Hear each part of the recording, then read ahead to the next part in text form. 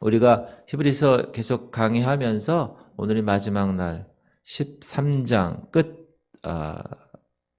말씀을 우리가 보겠는데, 제가 제목을 성도의 실천 덕목 이렇게 얘기했습니다. 그동안에 12장까지의 모든 삶이 이제 실천으로, 교리적인 진리가 이제 생활의 실천으로 변화되는 그런 마무리입니다. 성도들에게 있어서 가장 큰 대적은 예수님을 대적하는 그 사단의 세력들입니다. 계속적으로 사단은 우리에게 속삭이는데, 어떻게 속삭이느냐? 너 계속 예수 믿으면, 계속 예수 안에 있으면, 말씀 붙들고 진실하게 살면 너 네 친구들 다 도망가. 너 잘 살 것 같아? 네가 지금 가지고 있는 거 다 잃게 될 수도 있어. 돈도, 명예도, 또 관계도 다 그럴 것 같아. 그렇게 유혹하고 속삭입니다. 그러나 바울은 오늘 13장에서 어떻게 권면하느냐, 어떻게 선포하느냐? 성도가 예수 그리스도 안에 있으면 절대 잃지 않는다. 만약에 만에 하나 다 잃어버린다 해도 그가 소유하고 있는 저 영적의 축복들을 붙들고 살아가기 때문에 절대로 슬퍼하거나 힘들어하거나 그 삶이 애달지 않다. 그렇게 얘기합니다. 그러면 그 영적 축복이 뭐냐? 첫 번째 몇 가지를 나누는데, 영적인 친교에 오늘 13장에서 이야기하는 거예요. 친교, 영적인 친교가 있는데 1절 읽어볼게요. 시작. 형제 사랑하기를 계속하고 손님 대접하기를 잊지 말라. 이로써 부지 중에 천사들을 대접한 이들이 있었느니라. 형제를 사랑하는 것, 형제와 함께 주님 안에서 교제하는 것, 그거는 참된 성도의 모습인데, 자, 왜 우리가 이 형제를 사랑해야 될까요? 제가 말씀드릴게요. 요한일서 3장 16절 시작. 그가 우리를 위하여 목숨을 버리셨으니 우리가 이로써 사랑을 알고 우리도 형제들을 위하여 목숨을 버리는 것이 마땅하니라. 예수님이 저와 여러분을 위해 죽으셨습니다. 믿으시죠? 그래서 그 사랑을 아는 우리 또한 형제들을 위해서, 형제를 사랑하고 형제를 위해서 목숨까지 버리는 것이 마땅하다. 그런데 보통 그렇게 살지 않고 그냥 그럭저럭 우리가 사는 대로 그렇게 살아가요. 특별히 여기 손님 대접하기를 잊지 마라. 손님 대접하는 거는 쉽지 않은 일이에요. 왜냐하면 이게 손님을 집으로 초청하거나 아니면 어디를 초청해서 내가 헌신을 해야 되기 때문에. 그러나 그럼에도 불구하고 구약에 보면 천사들, 하나님이 인간의 모습으로 나타날 때 눈에 보이는 인간의 모습으로 나타나기 위해서 천사의 모습으로 나타나는 경우가 몇 번 있었어요. 우리가 창세기에서 배웠던 창세기 18장에 천사들이 아브라함에게 나타났을 때, 그때 부지 중에 그 천사들을 대접했었고, 또 기드온, 또 삼손의 아버지 마노아, 이런 사람들이 천사의 만남을 통하여서 그들을 대접함으로, 그들을 섬김으로, 최선을 다함으로 하나님의 축복을 받은 주인공이 되었다. 그래서 부지 중에 천사들을 대접한 이들도 있었느니라, 이렇게 말씀하고 있습니다. 자, 우리 그리스도인들은 이 땅에 살아갈 때 세상 사람들이 우리를, 특히 요즘 시대에 보면 한국 교회를 아주 비아냥거리고 손가락질하고 좋지 않게 생각합니다. 세상에서 미움을 우리가 받습니다. 요한복음에 보면 시작. 너희가 세상에 속하였으면 세상이 자기의 것을 사랑할 것이나 너희는 세상에 속한 자가 아니요 도리어 내가 너희를 세상에서 택하였기 때문에 세상이 너를 미워하느니라. 세상이 미워한다고 분명히 말씀하고 계세요.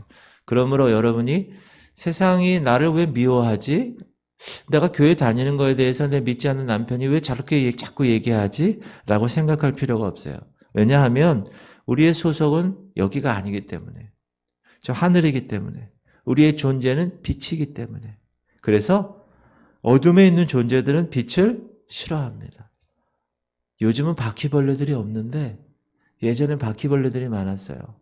그러면 예를 들어서 외출해서 딱 들어와서 부엌 쪽으로 한번 불을 탁 켜면 바퀴벌레들이 우르르 있다가 빛이 탁 도망가죠.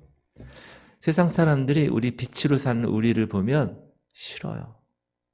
그래서 우리를 미워하고 손가락질하고 비판하고 싫어하고, 그럼에도 불구하고 우리는 형제를 어떻게 해야 된다고요? 사랑해야 된다. 3절에 보면 너희도 함께 갇힌 것 같이 갇힌 자를 생각하고 너희도 몸을 가졌은즉 학대받는 자를 생각하라. 같이 공감대를 형성하라는 거예요. 저 사람이 아프면 아픈 마음을 가지고, 저 사람이 물질에 어려우면 그러한 마음을 가지고, 저 사람이 어떤 정신적인 괴로움 때문에 힘들어하면 내가 그것을 같이 사랑을 가지고 그 시련 가운데 있는 사람들에게 동정심을 갖고 친절하게, 그렇게 실천적인 방법으로, 히브리서 13장은 그런 실천의 동목을 이야기하는 거니까 그렇게 이야기 오늘 말씀하고 있습니다. 특별히 여러분이 만나는 사람들 중에서 정말 볼품없는 사람, 어떻게 보면 대하고 싶지 않은 사람, 그 사람이 천사일 수 있고 그 사람이 천사로 방문한 예수님이실 수 있다. 내 수준에 맞지 않는 것 같아, 나랑 같이 교류하고 싶은 마음이 없어 라는 그 사람이 예수님일 수 있다. 마태복음 보면 시작. 임금이 대답하여 이르시되 내가 진실로 너에게 이르노니 너희가 여기 내 형제 중에 지극히 작은 자 하나에게 한 것이 곧 내게 한 것이라 하시고. 제 아는 분이 식당을 경영하는데 집사님이에요. 식당에 오는 사람 많아요. 밥 먹으러 오는 사람 많죠. 근데 또 다른 부류도 있어요. 정말 돈이 없는 데는 배는 고프고. 딱 보면 알죠. 보통 어떻게 하죠? 그런 사람들 오면 물품 없고 그러면 재수없게 뭐야 이렇게 얘기하는데, 식사 배고프세요? 와서 대접하고 다 먹게 한 다음에 그냥 가게 하는, 지극히 작은 자에게 한 것이 곧 예수 그리스도에게 한 것이다. 그런데 만약에 그렇지 아니하면, 자 시작. 이에 임금이 대답하여 이르시되 내가 진실로 너에게 이르노니 이 지극히 작은 자 하나에게 하지 아니한 것이 곧 내게 하지 아니한 것이니라 하시니 그들은 영벌에 의인들은 영생에 들어가리라 하시니라. 그러므로 모든 만나는 사람들에게 있어서 형제 사랑을 실천해야 한다. 내가 거부한 그 사람, 내 수준에 맞지 않는 그 사람, 나랑은 안 맞을 것 같은 그 사람, 바로 그 사람이 예수 그리스도일 수 있기 때문에 그렇습니다. 그러므로 특히 교회 공동체에서는 더 그래요. 하나님께서 이 죄 문제, 십자가에 달리신 문제는 좀 번듯한 사람만을 위한 것이 아니었어요. 모든 사람들, 특히 예수 그리스도께서 이 땅에 오셔서 만난 사람들은요, 국회의원, 시장, 이런 사람이 아니었어요. 누구였죠? 세리, 창녀, 배고픈 사람, 가난한 사람, 이런 사람들이었어요.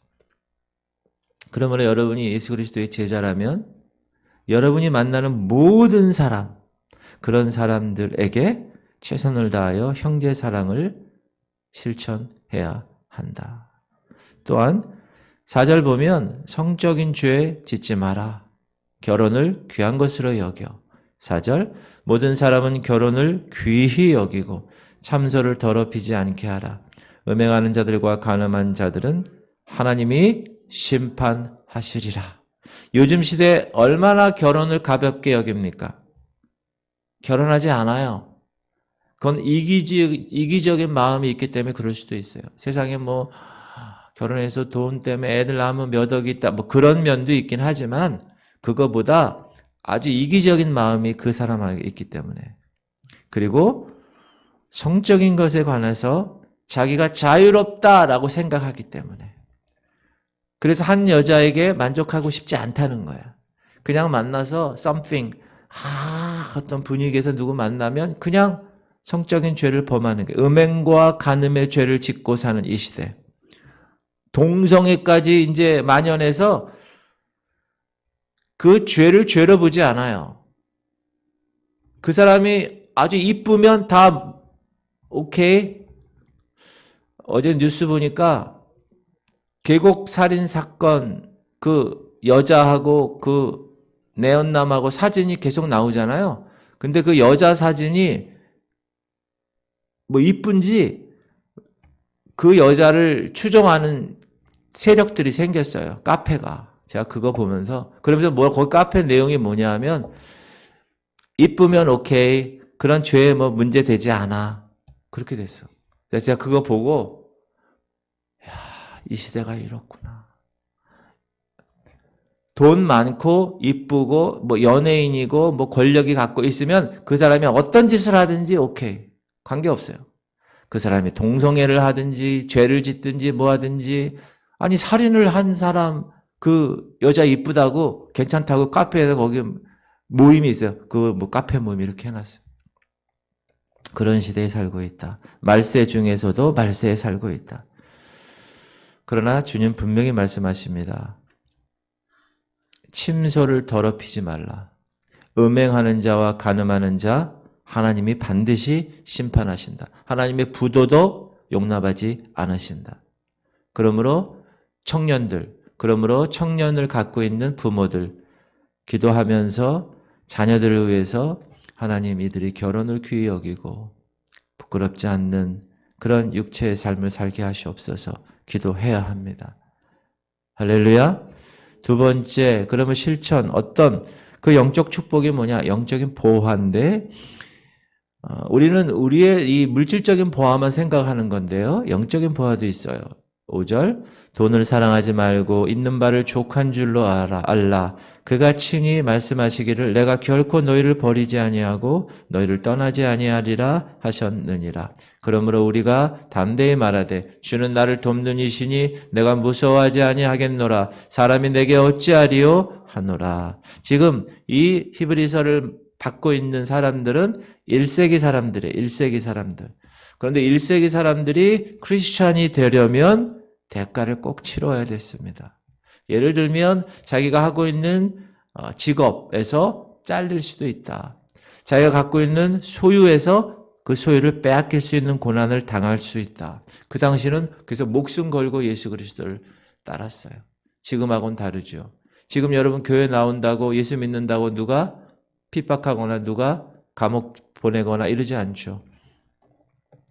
우리가 10장에서 공부했는데 시작. 너희가 갇힌 자를 동정하고 너희 소유를 빼앗기는 것도 기쁘게 당한 것은 더 낫고 영구한 소유가 있는 줄 알미라. 초대교회 사람들은 더 낫고 영원한 아름다운 소유, 기업이라고도 하는데 그것이 있었다. 천국이 있었다. 힘들고 어려워도 하는 일을 잘릴 수 있고 갖고 있는 소유를 빼앗길 수 있는 고난이 있어도 믿음의 증거를 알았기 때문에 그들은 기꺼이 그 기쁨으로 그 값을 지불했다. 여러분 성도들조차 욕심이 없는 사람이 어디 있어요? 인간의 몸을 갖고 있는데. 그러나 그 욕심을 어떻게 했습니까? 잘 조절할 수 있었다. 참 힘든 건데, 자, 디모데전서에 이런 말씀이 있어. 부하려 하는 자들은 시험과 올무와 여러 가지 어리석고 해로운 욕심에 떨어지나니. 여러분, 그래서 부하려고 막 애쓰지 마세요. 부자 되려고 애쓰지 마세요. 부자가 결코 좋은 게 아니에요. 시험과 올무와 여러 가지 어리석고 해로운 욕심에 떨어져요. 곧 사람으로 파멸과 멸망에 빠지게 하는 것이라. 돈을 사랑함이 일만 악의 뿌리가 되나니 이것을 탐내는 자들은 미혹을 받아 믿음에서 떠나 많은 근심으로써 자기를 찔렀도다. 탐심, 그건 물리쳐야 된다. 오징어 게임에서 계속 얘기하는 게 뭐예요? 탐심이에요. 저 돈을 내가 다 받아야 돼. 그래야 내가 더 많이 소유를 갖고 있어. 그 사람을 죽여야 돼. 그 탐심 때문에 탐심은 우상숭배라고 그랬어요. 그건 하나님이 기뻐하지 않으십니다. 그걸 물리쳐야 합니다. 탐심을 물리칩시다. 누가복음 12장 15절 그들에게 이르시되 삶과 모든 탐심을 물리치라.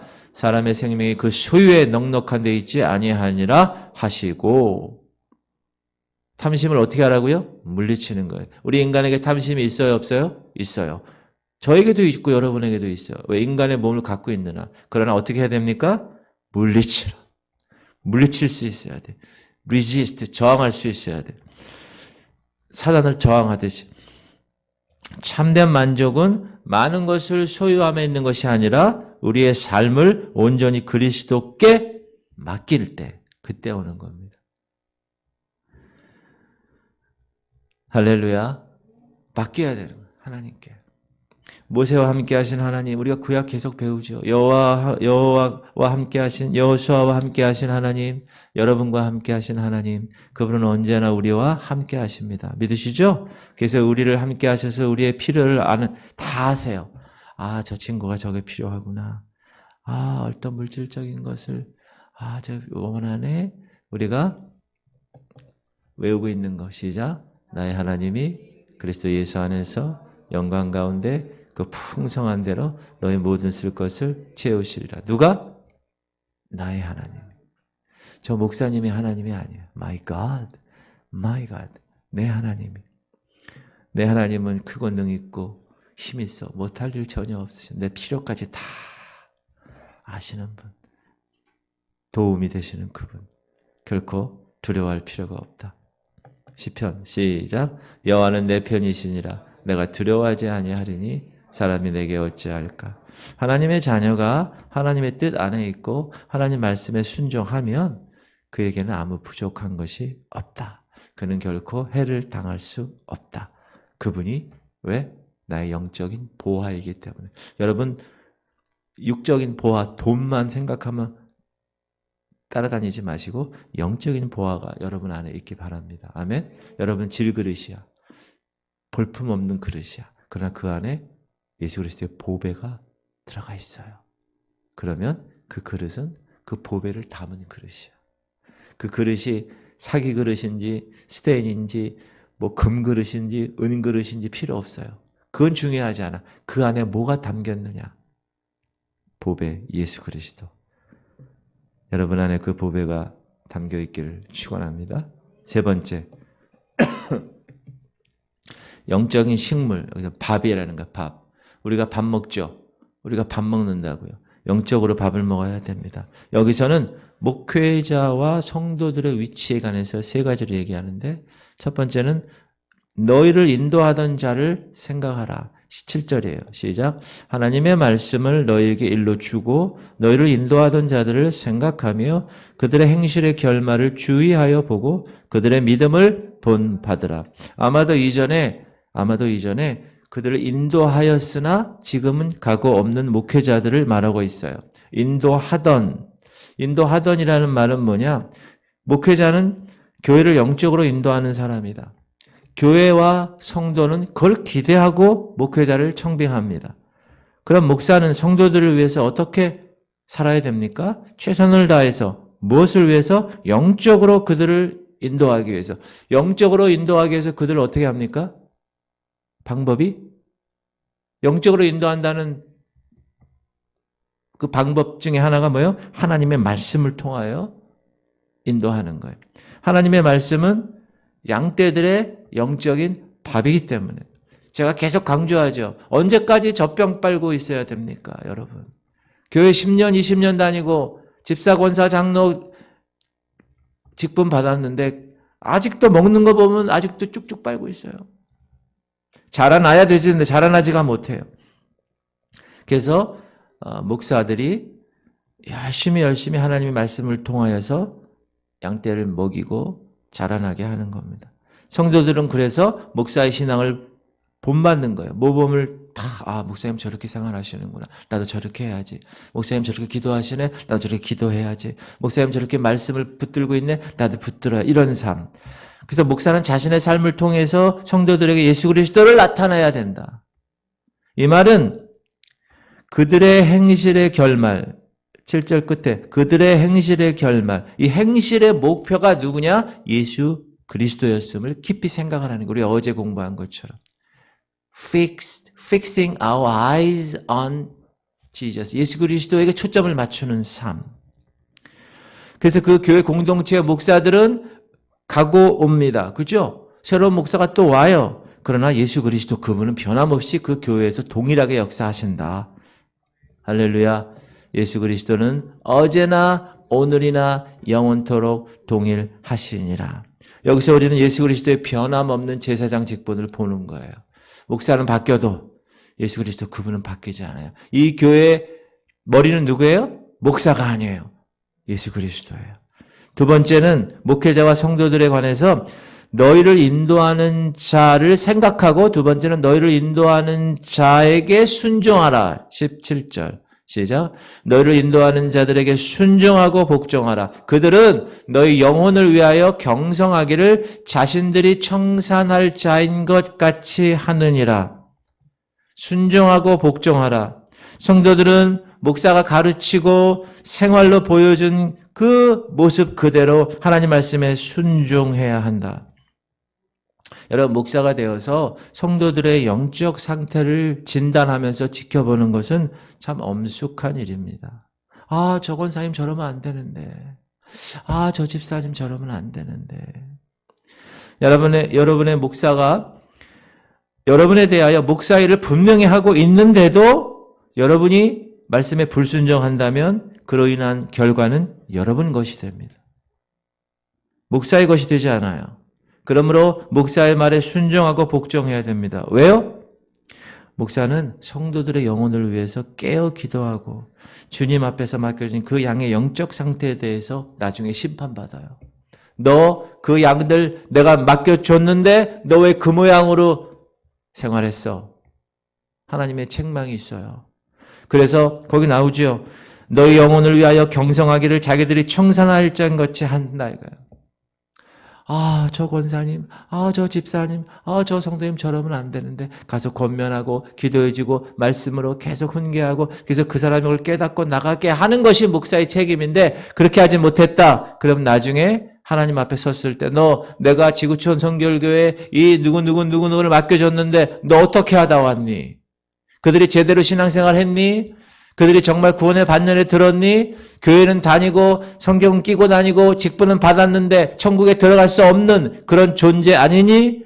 너 어떻게 된 거야? 하고 책망하신다고. 그러므로 목사로 하여금 기쁨으로 목회를 해야 한다. 근심거리가 되면 안 된다. 왜요? 만약 그렇게 되면 성도들에게 유익이 없기 때문에. 그러므로 목사의 지도력을 존중하고 하나님 말씀에 순종하는 것, 그거는 대단히 중요한 일이다. 오늘 말씀이 말씀하고 있습니다. 그리고 목회자와 성도의 관계 세 번째, 너희를 인도하는 자에게 문안하라. 24절 말씀. 그들로 하여금 이거 안 읽었네요. 시작. 그들로 하여금 즐거움으로 이것을 하게 하고 근심으로 하게 하지 말라. 그렇지 않으면 너에게 유익이 없느니라. 여러분이 성도로서 목사님으로 하여금 즐겁게 목회할 수 있게끔 여러 가지 많은 것들을 이렇게 해주셔야 된다는 거예요. 그 권사님 너무 그 집사님처럼. 목사가 막 근심하면 안 된다는 거예요. 너에게 유익이 없다. 할렐루야.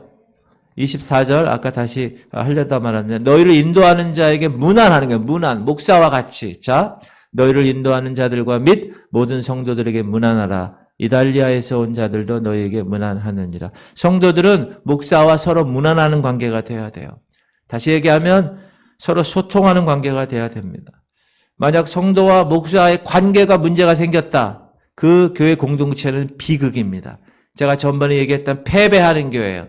패배하는 교회, 전투 중인 교회, 승리하는 교회 중에서 제일 먼저 패배하는 교회예요. 성도와 목사와 문제가 생겼다. 패배합니다. 그 교회는. 절대 승리할 수 없습니다. 누가 그렇게 조정해요? 사단이 그렇게 만듭니다. 이건 하나님의 말씀에 대한 불순종입니다. 만약에 믿는 자들이 그 교회 목사에게 말씀을 먹지 않아. 그러면 어떻게 합니까? 여러 가지 다른 걸 먹게 돼요. 9절 영적으로 병들게 됩니다. 시작. 여러 가지 다른 교훈에 끌리지 말라. 마음은 은혜로서 굳게 함이 아름답고 음식으로서 할 것이 아니니 음식으로 말미암아 행한 자는 유익을 얻지 못하느니라. 우리에게 제단이 있는데 장막에서 섬기는 자들은 그 제단에서 먹을 권한이 없나니. 성도들이 성장하고 성숙해지는 유일한 방법은 오직 하나님 말씀을 통하는 것밖에 없다. 왜? 그 말씀이 우리의 마음을 변화시키기 때문에, 우리의 영을 변화시키기 때문에. 여러분, 율법, 어떤 세상의 어떤 룰, 세상의 뭐 종교라는 그 시스템에 갇혀서 있는 것들, 그거는 소용없어요. 오직 말씀으로, 오직 은혜로. 성도들의 재물, 제가 주일날 세례와 부활에 관한 말씀을 전하려고 그래요. 왜 예수님이 세례 요한에게 가서 세례를 받으셨을까? 그 문제에 관해서. 죄를 위해서 단번에 희생되신 예수 그리스도, 그분이 제물이 되셨어요. 그래서 우리가 그의 말씀을 먹는다는 것은 그를 먹는 거예요. 예수님을 먹는 거예요, 여러분이. 주님의 말씀을 먹는다는 거. 내가 길이요 진리요 생명이니 주님 말씀하셨습니다. 그래서 그 진리이신 예수님, 내가 진리를 먹는다는 건 예수님을 먹는 겁니다. 할렐루야. 그러므로 여러분께서 목사와의 관계를 통하여서 교회 생활하는데 목사와 관계가 좀 잘못되었다. 처음에는 잘 돼요. 처음에. 이렇게 3, 4개월 정도 된 경우에는 다 좋아. 성도들도 목사가 다 좋고 목사도 다 성도들이 다 좋아. 근데 이제 계속 1년, 2년, 3년 계속 지나다 보면 다 보여요. 이제 막 뭐 안 보이는 게 막 보이고 그러면 저 목사는 왜 저래? 막 이렇게 된다고요. 오늘 3가지입니다. 너를 인도하는 자들을 생각해. 너희 인도하는 자들에게 순종해. 너희 인도하는 자들에게 문안해. 이 3가지를 꼭 기억하시기 바랍니다. 할렐루야. 그리고 그게 다 여러분을 위한 거라고 그랬습니다. 그렇죠? 유익이 있는 거예요. 여러분에게. 그 다음에 영적인 재물. 자, 11절. 이는 죄를 위한 짐승의 피는 대제사장이 가지고 성소에 들어가고 그 육체는 영문 밖에서 불사른다고 그랬어요. 그리고 그러므로 예수도 자기 피로써 백성을 거룩하게 하려고 성문 밖에서 고난을 받으셨느니라. 자, 영문 밖과 성문 밖입니다. 히브리인들은 성전과 제사장 직분과 희생 제사의 그 유대인의 것들을 히브리 지금 이걸 받는 사람들은 예수 그리스도로 거듭났기 때문에 그걸 다 이제 구약의 것들을 다 이제 잃어버렸습니다. 훨씬 더 나은 예수 그리스도를 얻었습니다. 그런데 예수님은 성전을 거절하셨어요. 여러분, 성전을 뭐라고 그랬습니까? 예수님이 강도의 굴혈이라고 그래요. 강도의 소굴. 마태복음 시작. 그들에게 이르시되 기록된 바 내 집은 기도하는 집이라 일컬음을 받으리라 하였거늘 너희는 강도의 소굴을 만드는도다. 교회에서 뭐 팔고 뭐 이익 보고 전혀 복음과 관계없는 일을 할 때, 전혀 기도와 관계없는 일을 할 때, 전혀 말씀과 성령과의 관계가 없는 일을 할 때 강도의 소굴이 되는 거예요. 교회도. 여러분, 이 교회도 그렇게 될 수 있어요. 사단에 의해서 여러분들이 그렇게 될 수 있다는 거예요. 그러므로 기도해야 됩니다. 말씀 붙들어야 되고 항상 사악한 것들을 여러분 영적인 눈으로 바라보고 항상 준비하셔야 돼요. 대적하며 쫓아내셔야 됩니다. 그리고 예수님은 성문 밖에서 십자가에 달리셨어요. 예루살렘 성 안에 그 삶을 거절하셨어요. 요한복음 보면 예수께서 못 박히신 곳이 성에서 가까운 곳이 성 밖이라는 거예요. 성 밖이라는 거예요. 그리고 구약에서 대속죄일에 어린 양 2마리를 잡아요. 한 마리는 잡아가지고 피를 가지고 지성소 들어가서 대제사장이 뿌리고 모든 백성의 죄를 사하고 한 마리는 아사셀 염소라 그래가지고 광야에 내보내요. 영문 밖으로. 거기서 죽는 거예요.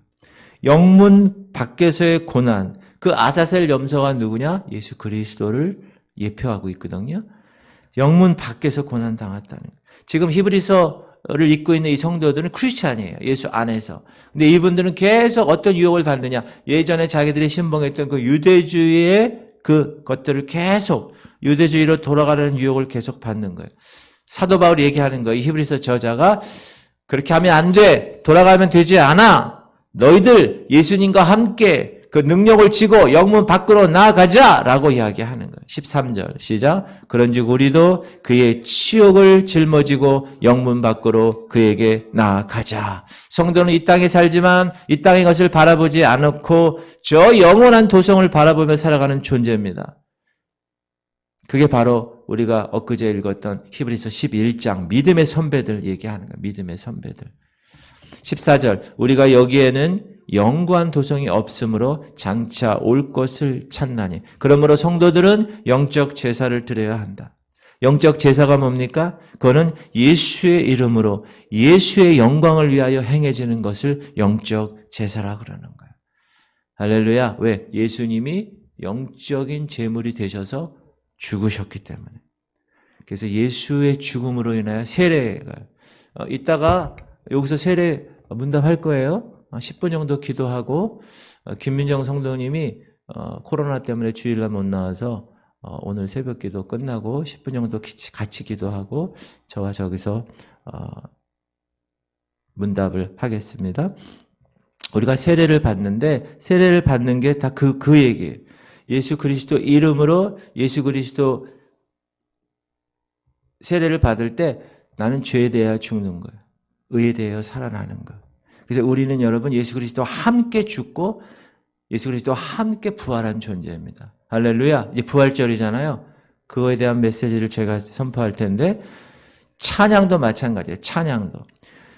영적인 제사라는 거예요. 시작. 그러므로 우리는 예수로 말미암아 항상 찬송의 제사를 하나님께 드리자. 이는 그 이름을 증언하는 입술의 열매이다. 찬송도 영적인 제사입니다. 그래서 여러분 병원에서 근무할 때도 찬양하고 운전할 때도 찬양하고 학교 갈 때도 찬양하고 직장에서 찬양하고 이런 찬양도 영적인 제사다. 찬송뿐 아니라 우리가 아까 처음에 얘기한 형제를 위해서 하는 모든 섬김들, 모든 선행들, 그런 물질적인 축복을 서로 나누는 것, 이것도 영적 제사라는 거예요. 16절 오직 선을 행함과 서로 나누어지기를 잊지 말라. 하나님은 이 같은 제사를 기뻐하시느니라. 아멘. 여러분 삶 가운데 서로 나눌 수 있고 서로 섬길 수 있는 것도 영적인 제사다. 그리고 마지막으로 영적인 능력을 이야기합니다. 축복 기도해 주는 거죠. 이 사악한 세상에서 성도들이 어떻게 예수를 위해서 사는 것을 이야기합니다. 시작. 양들의 큰 목자이신 우리 주 예수를 언약의 피로 죽은 자 가운데서 이끌어내신 평강의 하나님이 모든 선한 일에 너희를 온전하게 하사 자기 뜻을 행하게 하시고 그 앞에 즐거운 것을 예수 그리스도로 말미암아 우리 가운데서 이루시기를 원하노라. 영광이 그에게 세세무궁토록 있을지어다. 아멘. 온전하게 하사. 이게 히브리서의 주제. 온전하게 되는 것. 그런 옛 언약이 아니라 새 언약으로 온전하게. 그 아론의 제사장이 아니라 예수 그리스도의 그 온전한 제사장. 우리에게 모범을 보이신 그 예수 그리스도를 닮고 예수의 제자들인 저와 여러분도 온전한 삶을 그를 통하여 누릴 수 있게끔 살아내야 하는 거예요. 그것이 영적인 능력이다. 여러분 영적인 능력은 돈이 많아서 주어지지 않습니다. 내가 기득권이 있다고 주어지는 게 아니에요. 내가 10년, 20년 다녔다고 결코 주어지지 않아요. 예수 그리스도 그분이 내 안에 있고 그 보혈의 능력을 가지고 내가 모든 것을 다 대적하고 사단의 세력들을 그리고 지금 우리가 이야기한 것처럼 온전한 삶을 살려고 최선을 다할 때 영적인 능력이 나타난다. 할렐루야. 우리 지구촌 교회 성도들이 다 그렇게 되기를 축원합니다. 그리고 22절부터는 이제 인사하는 거예요. 인사. 시작. 형제들아 내가 너희를 권하노니 권면의 말을 용납하라. 내가 간단히 너희에게 썼느니라. 우리 형제 디모데가 놓인 것을 너희가 알라. 그가 속히 오면 내가 그와 함께 가서 너희를 보리라. 너희를 인도하는 자들과 및 모든 성도들에게 문안하라. 이탈리아에서 온 자들도 너희에게 문안하느니라. 은혜가 너희 모든 사람에게 있을지어다. 할렐루야. 이렇게 해서 대망의 히브리서가 다 끝났습니다. 여러분, 하나님께서 오늘도 이 히브리서 말씀처럼 특별히 영적인 면을 여러분이 타치할 수 있어야 돼요. 이제는 자라났으니까. 할렐루야. 24시간 영적 생활에 승리하는 여러분 되시기를 주 이름으로 축원합니다. 우리 기도합시다. 제가 기도 제목 올렸습니다. 주님, 우리 지구촌 교회 성도들이 내 주변에 있는 사람들 섬기게 하시옵소서. 외모로 판단하지 않고 주님의 거룩한 사랑의 마음을 가지고 섬기게 하시옵소서. 주님, 우리 지구촌 교회 성도들이 목회자, 목사에게 순종하게 하시옵소서. 하나님의 세우신 기록부를 하나님의 백성에게 그 관계를 걱정하고 순종하고 관계를 잘하게 하시고 그것이 나에게 이렇게 하시면 감사합니다. 주님, 지구촌 교회 성도들이 온전한 삶을 살게 하시옵소서. 생활의 모든 면에 있어서 정말 주님 예수 그리스도를 닮아서 그렇게 예수님 사신 것처럼 그렇게 살게 하여 주시옵소서. 우리 집사님 최장을 붙여주시고 신영구 집사님의 모든 가정의 모든 문제 하나님 만져 주시옵소서. 오늘 말씀 붙들고 하나님 기도할 텐데 이 기도의 모든 것들이 주님 안에서 이루어지게 하시옵소서. 우리 주님 이름 한번 부르고 통성으로 기도합시다. 주여 할렐루야. 하나님 감사합니다. 하나님 오늘도 힘을 내서 모든 것들을 다 하나님의 마무리하게 하심을 감사합니다. 하나님 우리 지구촌 교회 성도들 특별히 말씀 받고 그 말씀대로 실천하고 하나님 인도하시옵소서. 말씀을 듣고 행하지 아니하면 아무것도 되지 않습니다. 하나님 그 말씀대로 내 삶이 하나님이여 주변 사람을 오늘도 섬기게 하시고 사랑하게 하시고 외모로 판단하지 않게 하시고 그들이 나의 형제고 그들이 나의 자손 하나님께서 나를 그렇게 허락하셨는데 그 형제 사랑을 위해서 십자가에서 달려 돌아가시기까지 했는데 하나님 그 목숨값을 내가 붙들고 하나님 주변에 있는 모든 사람들 하나님 외모로 판단하지 않게 하시옵소서. 오늘도 섬기게 하시옵소서. 주님 교회 목회자들에게 순종하는 삶을 살게 원합니다. 아버지 이 영적인 것에 목숨 걸고 하나님 앞에서 심판받아서 아버지 최선을 다해서 열심히 하는 목회자들을 위해서 하나님의 우리와 관계를 잘하게 하시옵소서. 그 말씀에 순종하게 하시고 복종하게 하시고 하나님께서 영적 리더십을 줘서 그 모든 영적 양들을 하나님이여 말씀으로 인하여 잘 양육할 수 있도록 그래서 영적 성장에 아버지 싸울 수 있는 하나님의 전사들로 다 빚어져서 하나님의 놀라운 이 교회 공동체에 승리하는 교회가 될 수 있도록 영적 특공대가 되어서 훈련 잘 받고 영적 교관인 목회자를 바라보며 영적 사령관인 주님을 바라보며 튀어 달려나가게 하여 주시옵소서. 하나님 지구촌 교회 성도들이 온전한 삶을 살게 원합니다. 하나님 모든 면에서 주님 하나님의 거룩한 백성의 삶으로 잘 빚어져서 예수님이 온전하신 것처럼 하나님 예수님을 닮아 하나님은 내가 어디에 가든지 가정에 있든지 내가 직장에 가든지 내가 어디 있든지 하나님의 놀라운 온전한 하나님의 백성으로 빛을 발하고 향기를 발하는 그리스도의 대사들 다 되게 하시옵소서. 하나님 오영식 집사님을 위해서 기도합니다. 췌장암 말기 하나님 주께서 치유하시옵소서. 치유의 광선을 발하여 주시옵소서. 하나님의 놀라운 백성의 모습으로 살아가게 하시옵소서. 하나님 우리 신영주 귀한 집사님 가정 이의진 이성진 하나님 혈관 육정한 모든 세포는 다 따라갔음을 선포합니다. 말문은 다 튀었음을 선포합니다. 하나님 모든 휴증은 다 사라졌음을 선포합니다. 우리에게 중보의 기도에 하나님이여 사명을 허락하셨사오니 최선을 다하여 하나님께 나아가 하나님의 놀라운 일들을 감당하는 영적인 전사들 되게 하시옵소서. 하나님 오늘도 기도하겠습니다. 내 남편 위해서 내 자녀 위해서 아버지 내 건강 위해서 내 모든 영적인 삶을 위해서 기도하며 주님께 나아갈 때 하나님 하늘에서 반드시 들으시고 하나님 때 반드시 이루어지는 역사 그리고 이 교회를 위해서 기도합니다. 목사를 위해서 기도합니다. 하나님 기도할 때마다 하나님 하늘에서 들으시고 이 교회가 넉넉한 주님의 온전한 교회 하나님의 거룩한 복음 전파를 위해서 예수 그리스도 그분이 이곳의 주인이 되셔서 하나님의 너희는 때를 어떤지 못 되든지 복음을 전파하라고 하신 그 사명의 길 이 교회가 잘 감당할 수 있도록 주님 역사하시옵소서. 주님 감사합니다.